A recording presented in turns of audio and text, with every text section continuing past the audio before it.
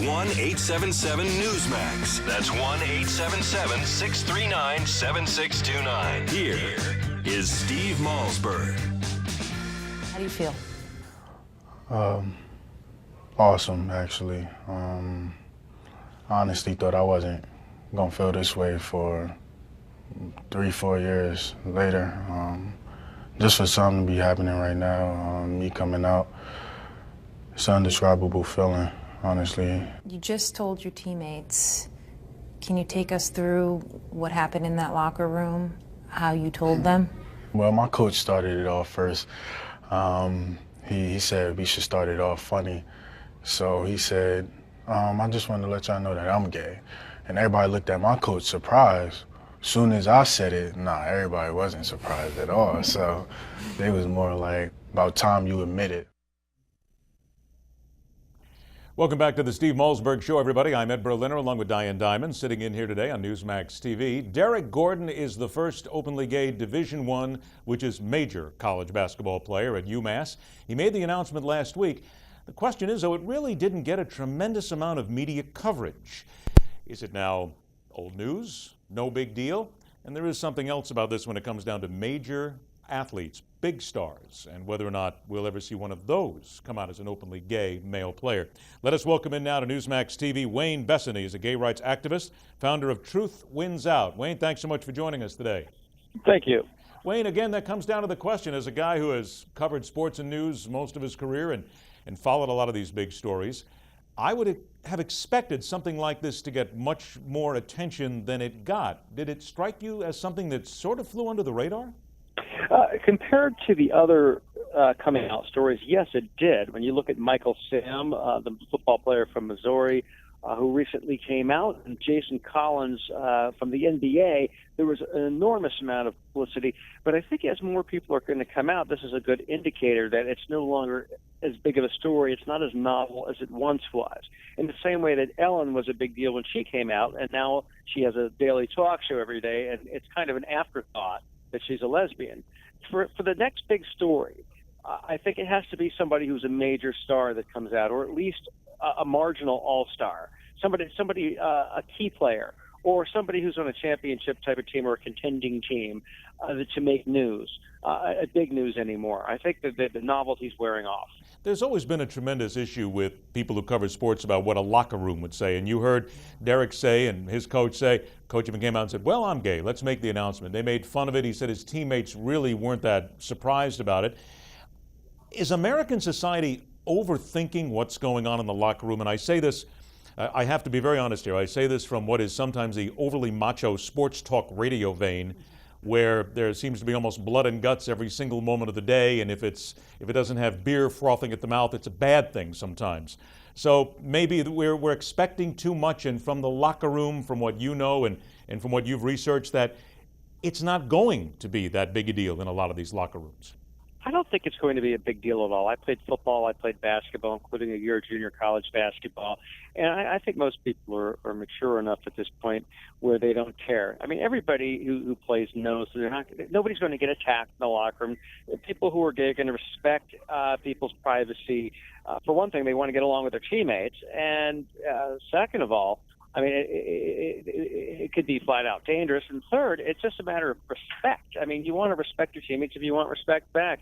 And so I just don't think it's going to materialize into a big issue. But Wayne, let me ask you this. And again, I don't have near the sports background that either one of you two do, but it seems to me that while the media may be pulling back and saying, oh, same old story, an athlete is coming out, and not give it so much attention, isn't there still that specter of the gay athlete that I can't come out because it's not really my teammates I'm worried about, it's the management and the people in the corporate office. When they find out, they're going to hold it against me.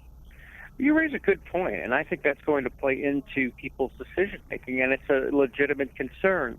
If I was a marginal player, I'd have to think long and hard about it. If I was a potential superstar, it would be much easier to come out. There's no way somebody wouldn't draft, for example, Andrew Wiggins into the NBA or Jabari Parker if they came out. That would be clearly prejudiced if they weren't drafted.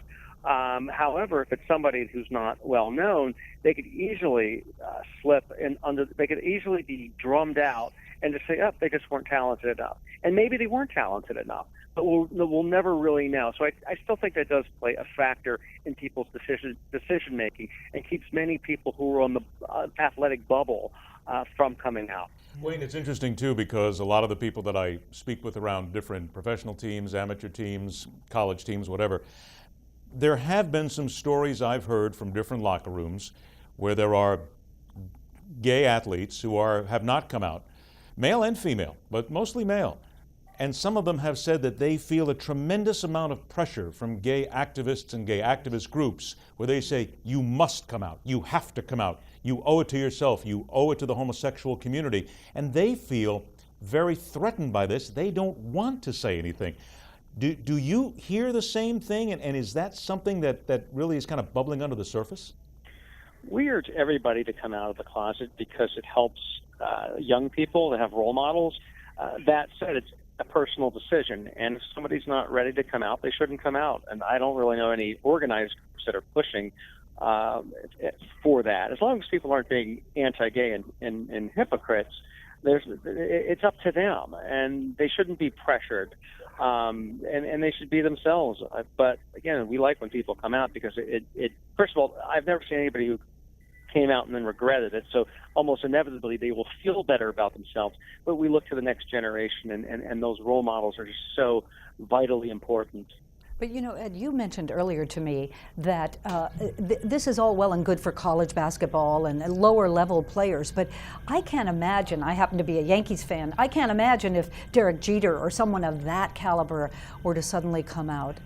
Would it be different for them? Well, that's a very good question, Wayne, because you being around it and I certainly knowing what goes on in the locker rooms at a major league level, is it not fair to say that this story, we've sort of reached a point where it's not going to get a tremendous amount of media attention until we get to that top flight player, that star quarterback, that star guard, or that number one player that's going to come out and say something? And I really wonder if we're any closer to that now than we were 5 years ago. I think we're a lot closer now because these more marginal players took risks and have come out, and it was fine. So I think it's all that much, actually, it's all that much easier for someone who's a superstar. And you're right, we're not going to get as much press attention on this until it's, for the gay Kobe Bryant that comes out. So I think that until somebody of a high caliber who's a superstar, who's on posters. In the prime of their career, too. I mean, let's point that out. It would have to be in the prime of their career because a lot of the athletes would be afraid to do something because they would see their dollar figure, their earning ability go way down, or at least they would expect, they would fear that it would, correct? And their endorsements. I don't think they have to be necessarily in the prime of their career. Let's give a perfect example of Ray Allen came out with the Miami Heat at the end of his career, with career greatness. I think it would be fine too. But it would be great to see somebody. I don't know if I think it's more like the way it's going right now. Instead of somebody coming out who's already in the pros, it's somebody who has been out all their lives, who came out when they realized they were gay at 12, 13 years old, and just was out. And they just happened to be the best at their sport, football, baseball, basketball, and they had never actually been in the closet. And that's something we're going to see stories that are more like that, where there really isn't a coming out process, so to speak. They just always been that way. And people had known they were gay from high school, college, and of course from there into the pros. I want to remind everybody that you are the author of a book. The book is called Anything But Straight. And Wayne, we very much appreciate you being with us today. And this is a story that we are really going to be following for a long time. And I think there's a lot of people that hope that one day it is just another part of life, more than a big announcement. Thank you. Wayne, thank you very much. It is very true. Being around sports as often as I have, and as long as I have, I will disagree with them in one sense. I don't think it's going to happen for quite some time. Yeah, but you can only we hope have come that a long people way still since need to live Carl their Lewis lives. and that. Yeah. Indeed. Yeah. The Steve Malzberg Show continues with Ed Berliner and Diane Diamond as we sit in here today on a Monday. Come right back after the break and join us for more on Newsmax TV.